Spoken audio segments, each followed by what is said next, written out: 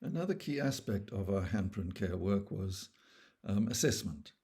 And the question, how can conventional assessment be expanded for assessing significant learning through ESD? Do we have to abandon conventional assessment? And do we have to bring in new forms of assessment?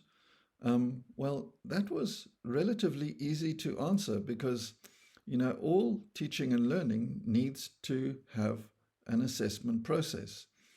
And the acquiring of knowledge can be assessed, or the finding out. The participation of the students can be assessed and sent in reports to the parents. But the key thing in our work was this idea of continuous and formal assessment as an important part of education. And when one looks at it in the conventional sense, students come to know and to remember things so that they can ask and answer questions. They come to understand and apply this knowledge, hopefully, so that they can do things to answer questions. So they're learning how to learn, to analyze, to evaluate, and innovate, so that they can report, that they can expand and apply their answers.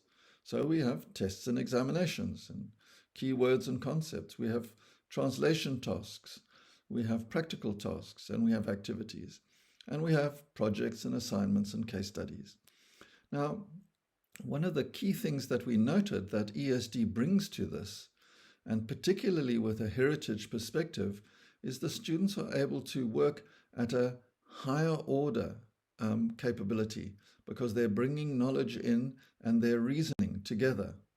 And one of the big innovations in the UNESCO SST work was the work that was done by Professor Shumba, Caleb Mandikonza, and Hela Lot-Sisitka on significant learning.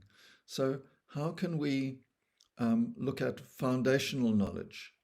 And heritage is a key foundational knowledge, as are scientific concepts. And how can this be applied? How can it be integrated in such a way that it's meaningful for the students? How can it relate and close the gap between human and the ecological dimensions? And here heritage was really important on the ethics side for caring and Ubuntu. And then learning how to learn.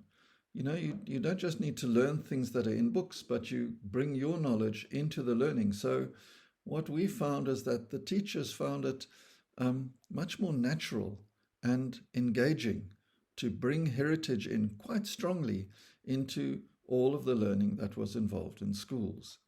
And this was very rewarding. And here are some useful references that show that conventional assessment has its place, and conventional assessment that was built around Bloom's taxonomy can be expanded and enriched and can be very practical in classroom settings.